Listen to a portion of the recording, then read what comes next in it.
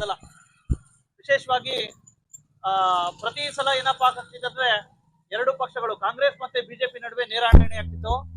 ಈ ಬಾರಿ ಒಂದ್ ರೀತಿ ರೈತ ಸಂಘಗಳು ಸಹ ಒಂದ್ ರೀತಿ 7 ಅಭ್ಯರ್ಥಿಗಳು ಹಾಕೋದ್ರ ಮುಖಾಂತರ ಬಿಜೆಪಿ ಮತ್ತೆ ಕಾಂಗ್ರೆಸ್ ಅಭ್ಯರ್ಥಿಗಳಿಗೆ ಟಕ್ಕರ್ ಕೊಡೋದಕ್ಕೆ ನೋಡ್ತಾವ್ರೆ. ವಿಶೇಷವಾಗಿ ಕಾಂಗ್ರೆಸ್ ಅಂತಕ್ಕಂಥದ್ದು ಒಂದ್ ರೀತಿ ಶಾಸಕರಾಗಿರ್ತಂತ ಬಾಬಾ ಸಾಹೇಬ್ ಪಾಟೀಲ್ ಅವರ ಹೆಸರು ಹೇಳಿ ಇದ್ ಮಾಡ್ತಾ ಇದ್ರೆ, ಇನ್ನೊಂದ್ ಕಡೆ ಬಿಜೆಪಿ ಮಾಜಿ ಶಾಸಕರಿಗಿಂತ ದೊಡ್ಡಗೌಡರು ಹೇಳಿ ಇದ್ ಮಾಡ್ತಾವ್ರೆ. ವಿಶೇಷವಾಗಿ ಇವ್ರು ಇಬ್ರಿಗೂ ಟಕ್ಕರ್ ಕೊಡೋದಕ್ಕೆ ಒಂದ್ ರೀತಿ ಇಲ್ಲಿರ್ತಕ್ಕಂಥ ಅನ್ನದಾತರು, ರೈತ ಪರ ಹೋರಾಟಗಾರರು ನೇತೃತ್ವದಲ್ಲಿ ಅವ್ರಿಗೆ 7 ಸ್ಥಾನಗಳಿಗೆ ಮಾತ್ರ ಒಂದ್ ರೀತಿ ಅಭ್ಯರ್ಥಿಗಳನ್ನ ಹಾಕಿ ಎರಡೂ ಪಕ್ಷಗಳಿಗೆ ವಿಶೇಷವಾಗಿ ಟಕ್ಕರ್ ಕೊಡ್ಲಿಕ್ಕೆ ಇದ್ ಮಾಡ್ತಾವ್ರೆ. ವಿಶೇಷವಾಗಿ ಯಾವ ರೀತಿ ಒಂದ್ ರೀತಿ ಇವರ ಕಾರ್ಯಾಚರಣೆಗಳಿದಾವೆ, ಕಾರ್ಯತಂತ್ರಗಳಿದಾವೆ, ಗೆಲ್ಲೋದಕ್ಕೆ ಏನೇನ್ ಪ್ರಯತ್ನಗಳು ಅನ್ನೋ ಬಗ್ಗೆ ಸಮಗ್ರವಾಗಿ ಚರ್ಚೆ ಮಾಡೋಣ. ಬನ್ನಿ ವೀಕ್ಷಕರೇ. ಮತ್ತೆ ಬಿಜೆಪಿ ಅವರು ನಾವು ಗೆಲ್ತೀವಿ ಅಂತ ಅವ್ರು ಹೋರಾಟ ಮಾಡ್ತಾವ್ರೆ. ವಿಶೇಷವಾಗಿ ಯಾವ ರೀತಿ ಸಾಧ್ಯ ಗೆಲ್ಲೋದಕ್ಕೆ? ನಾವು ಯಾವ್ದಕ್ಕಂದ್ರ ಈಗ ಇಷ್ಟು ದಿವಸ ಸೊಸೈಟಿ ಒಳಗ ಯಾರು ಪಬ್ಲಿಕ್ ಮೀಟಿಂಗ್ ಯಾರು ಕ್ವಶನ್ ಕೇಳ್ತಿರ್ಕಿಲ್ಲ. ಈ ಸಲ ಅವ್ರು ಅವ್ಯವಹಾರದಿಂದ ಇಬ್ಬಿಬ್ಬರನ್ನ ಸೆಕ್ರೆಟರಿಗಳನ್ನ ಇಟ್ಕೊಂಡ ಏನೇನೋ ಅವ್ಯವಹಾರ ನಡೆಸಿಬಿಟ್ಟಿದ್ರು.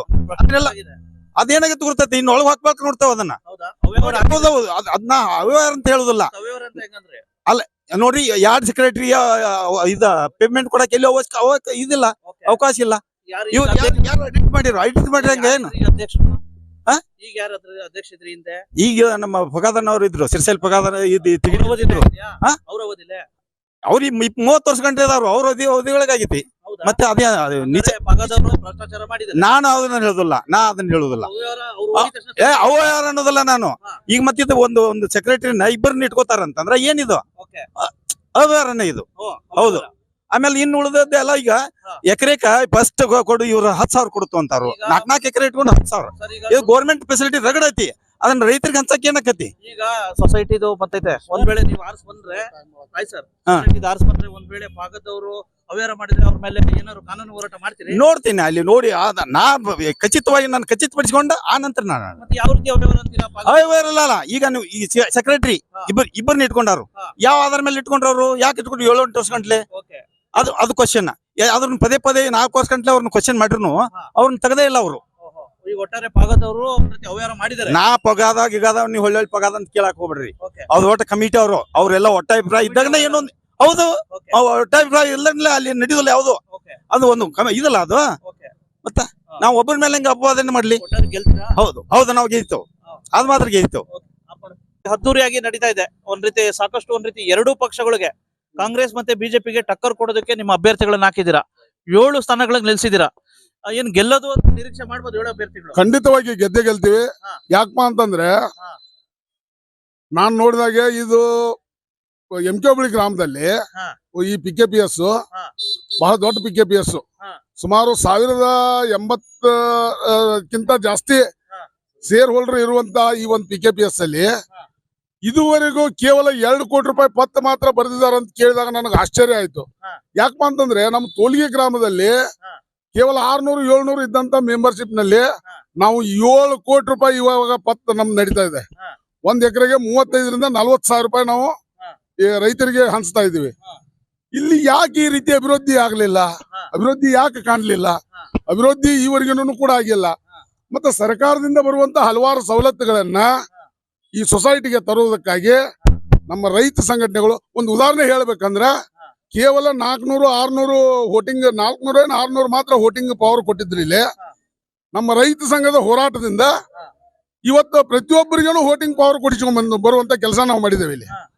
ಮತ್ತೆ ಇನ್ನೂ ಹಲವಾರು ಕೆಲಸಗಳನ್ನ ಹೇಳ್ಬೇಕಂದ್ರೆ ಇವತ್ತಿಲ್ಲಿ ನಮ್ಮ ಗ್ರಾಮೀಣ ಆರೋಗ್ಯ ಕೇಂದ್ರದೊಳಗ ಹಲವಾರು ಸಮಸ್ಯೆಗಳಿದ್ದು, ಆ ಸಮಸ್ಯೆಗಳನ್ನ ರೈತ ಸಂಘದಿಂದ ಹೋರಾಟ ಮಾಡಿ ಅದನ್ನು ಕೂಡ ಬಗೆಹರಿಸುವಂತ ಕೆಲಸ ಮಾಡಿದ್ದೀವಿ. ಉದಾಹರಣೆಗೆ ಹೇಳ್ಬೇಕಂದ್ರೆ ಎಂಕೆಬಳಿ ಶುಗರ್ ಫ್ಯಾಕ್ಟ್ರಿದು 2800 ರೂಪಾಯಿ ಬಿಲ್ ಕೊಡ್ತಾ ಇದ್ರು, ಅದನ್ನು ಕೂಡ ನಾವು ಮಾಡಿದೀವಿ. ವಿಶೇಷವಾಗಿ ಈಗ ಕಾಂಗ್ರೆಸ್ ಬಿಜೆಪಿ ಅವರು ಏನು ಮಾಡಿಲ್ಲ ಖಂಡಿತವಾಗಿ ಹೇಳ್ತೀವಿ, ಇದನ್ನೇನು ಕೂಡ ಮಾಡಿಲ್ಲ. ಯಾರು ಕೂಡ ಏನು ಗುಡ್ಡೆ ಕಿತ್ತಾಕಿಲ್ಲ. ಕಾಂಗ್ರೆಸ್ ಅವರು ಮಾಡಿಲ್ಲ, ಬಿಜೆಪಿ ಅವರು ಮಾಡಿಲ್ಲ. ಅದಕ್ಕಾಗಿ ನಾವು ರೈತ ಸಂಘಟನೆ ಅಭ್ಯರ್ಥಿಗಳನ್ನ ನೇರವಾಗಿ ಕಣಕ್ಕಿಳಿಸುವಂತ ಕೆಲಸ ಮಾಡಿದೀವಿ. ಫುಲ್ ಅಭ್ಯರ್ಥಿಗಳಂದ್ರೆ ನಾವು ಇಲ್ಲ, ಅದು ಕಿಂಗ್ ಮೇಕರ್ ಅನ್ನೋದಕ್ಕಿಂತ ಇನ್ನೊಂದು ವಿಚಾರ ತಮಗೆ ಹೇಳ್ಬೇಕಾಗಿತ್ತು. ಹೈಜಾಕ್ ಮಾಡುವಂತ ಕೆಲಸನೂ ಕೂಡ ಮಾಡಿದ್ದಾರೆ ಇದರಲ್ಲಿ. ರೈತ ಸಂಘಟನೆ ಅಭ್ಯರ್ಥಿಗಳನ್ನ ರಾಜಕೀಯ ಪಕ್ಷಗಳು ತಮ್ಮ ಪ್ರಭಾವ ಬೀರಿ ಹೈಜಾಕ್ ಮಾಡುವಂತ ಕೆಲಸನ ಮಾಡಿದಾವ್. ಯಾಕಂದ್ರ ರೈತ ಸಂಘಟನೆದವ್ರು ನಿಂದ್ರಾನ್ ಅಂತಲೇ ಚಳಿ ಜ್ವರ ಚಲೋಗಿದಾವ್. ಇನ್ನೊಂದೇನಾಗಿದೆ, ಕಾಂಗ್ರೆಸ್ ಜೊತೆ ಮ್ಯಾಚ್ ಫಿಕ್ಸಿಂಗ್ ಮಾಡ್ಕೊಂಡಿದ್ದಾರೆ ಅಂತ ಹೇಳ್ಬಿಟ್ಟು ಒಂದಿದೆ. ಸಾಧ್ಯನೇ ಇಲ್ಲ. ಕಾಂಗ್ರೆಸ್ ಜೊತೆ ಮ್ಯಾಚ್ ಫಿಕ್ಸಿಂಗ್ ಮಾಡೋದಾಗಿದ್ರ ಚುನಾವಣೆ ಕಣಕ್ ನಾವು ಇಳಿತಾನೆ ಇರ್ಲಿಲ್ಲ. ಮೊನ್ನೆ ಒಂದು ಬರ್ತ್ಡೇ ಪಾರ್ಟಿಲಿ ನೀವು ಬೀರಪ್ಪ ದೇಶಮೂರ್ ಅವರನ್ನ ಭೇಟಿಯಾಗಿ ಹೌದು. ಚರ್ಚೆ ನಡೆದಿದೆ. ಇಲ್ಲ, ಅದು ಬರ್ತ್ಡೇ ವಿಶ್ ಮಾಡೋದು ಇವ್ನ್ ಮಾಡೋದು ವಿಶ್ ಮಾಡಿರ್ತಕ್ಕಂಥದ್ದು. ಹೌದು. ಎಲ್ಲರಿಗೂ ನಾವು ವಿಶ್ ಮಾಡ್ತೇವೆ. ಕಾಂಗ್ರೆಸ್ ನಾಯಕರಿಗೇನು ವಿಶ್ ಮಾಡ್ತೇವೆ, ಬಿಜೆಪಿ ನಾಯಕರಿಗೇನು ವಿಶ್ ಮಾಡ್ತೇವೆ. ಯಾವುದು ಕಡಾಖಂಡಿತವಾಗಿ ಹೇಳ್ತೀನಿ, ಯಾವ್ದು ಕೂಡ ಮ್ಯಾಚ್ ಫಿಕ್ಸಿಂಗ್ ಇಲ್ಲ. ಕಡಾಖಂಡಿತವಾಗಿ ನಮ್ಮ 7 ಜನ ಅಭ್ಯರ್ಥಿಗಳು ಆರಿಸಿ ಬಂದೇ ಬರ್ತಾರೆ. ಇದು ಶತಸಿದ್ಧ. ಪಟ್ಟಣ ಪಂಚಾಯತಿ ನಿಂತಿದ್ರಿ, ಸಾಕಷ್ಟು ಇದ್ ಮಾಡಿದ್ರಿ. ಈಗ ಸೊಸೈಟಿಗೆ ನಿಮ್ಮ ಒಂದ್ ರೀತಿ ಅದೃಷ್ಟ ಪರೀಕ್ಷೆಗೆ ಇಳ್ದಿದ್ದೀರಾ. ವಿಶೇಷವಾಗಿ ಒಂದ್ ರೀತಿ ಕಾಂಗ್ರೆಸ್ ಆಡಳಿತನ ನೋಡಿದಿರಾ, PKPS ಅಲ್ಲಿ ಬಿಜೆಪಿ ಆಡಳಿತನ ನೋಡಿದಿರಾ. ಯಾಕೆ ಸರ್ ಇವೆರಡು ಬೇಸರ ಆದ್ವು? ನಾವು ಕಾಂಗ್ರೆಸ್ ಆಡಳಿತ ಬಿಜೆಪಿ ಆಡಳಿತ ನಾವು ಅದನ್ನ ವಿರೋಧ ಮಾಡಕ್ ಹೋಗೋದಿಲ್ಲ. ನಮಗ್ ಏನಾಗೈತಪ್ಪ ಅಂದ್ರ ನಮ್ಮ ರೈತರಿಗೆ ಸಿಗ್ಬೇಕಾದಂತದ್ದು ನಮ್ಮ ಸವಲತ್ತುಗಳು ಸಿಕ್ಕಿಲ್ಲ. ಆ ಸವಲತ್ತುಗಳು ಸಿಕ್ಕಿಲ್ಲ ಅನ್ನೋ ಒಂದು ವಿಚಾರವನ್ನು ಇಟ್ಕೊಂಡ ನಾವ್ ಯಾಕ ಆ ಸವಲತ್ತುಗಳನ್ನ ತರೋದಕ್ ಪ್ರಯತ್ನ ಮಾಡಬಾರ್ದು. ನಾವ್ ಎಲ್ಲಾ ಹೋರಾಟಗಳನ್ನ ಮಾಡತ್ತೇವ್.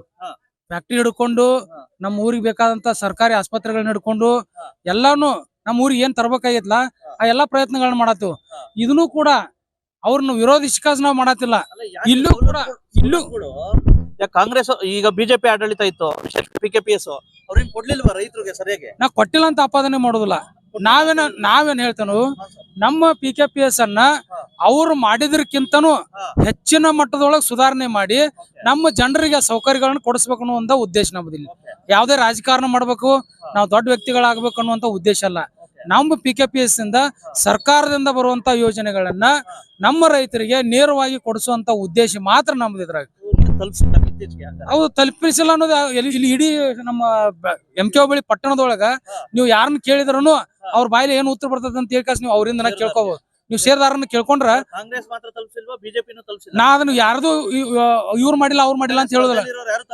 ನಾವ್ ಒಟ್ಟ ನಾವ್ ಯಾರನ್ನೂ ವಿರೋಧ ಮಾಡೋದಿಲ್ಲ. ನಾವೇನಪ್ಪಾ ಅಂದ್ರ ನಮ್ಮ ಬೇಡಿಕೆಗಳನ್ನ, ಸರ್ಕಾರದಿಂದ ಬರುವಂತ ಯೋಜನೆಗಳನ್ನ ನಮಗ್ ಸಿಗುವಂಗ ಅಷ್ಟ ನಾವು ಪ್ರಯತ್ನ ಮಾಡೋದು. ಸಮರ್ಪಕವಾಗಿ ನಾವು ಅದನ್ನ ಸಿಗೋ ಮಟ್ಟ ನಾವು. ಕನ್ನಡಿಗರ ಮೆಚ್ಚಿನ ನಿಮ್ಮ AJ 24/7 ನ್ಯೂಸ್ ಕನ್ನಡ ವಾಹಿನಿ ಇದೀಗ ಟಿವಿಯಲ್ಲಿ ಲಭ್ಯ. ವೇಳೆ ನೋಟಿಸ್ ಕೊಟ್ಟಿದ್ರೆ ವಾಪಸ್ ತಗೋತೀವಿ. ಇವತ್ತು ವಕ್ಫ್ ಪ್ರಾಪರ್ಟಿ ಅಂತೇಳಿ ಬರ್ತದೆ ಅಂತ ಹೇಳಿದ್ರೆ ರೈತರ ಬೀದಿಗೆ ಬದಲು ಏನ್ ಮಾಡ್ಬೇಕಾಗತ್ತೆ? ಯಾರು ವೋಟ್ ಹಾಕಲಿಲ್ಲ ಅಂದ್ರೆ ಗ್ಯಾರಂಟಿನೆಲ್ಲ ಸ್ಟಾಪ್ ಮಾಡ್ಬಿಡ್ತೀವಿ.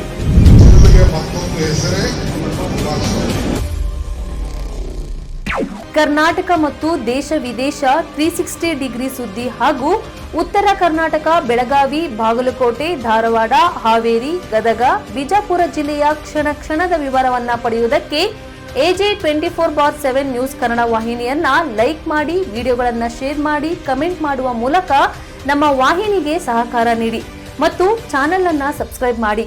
ಧನ್ಯವಾದಗಳು.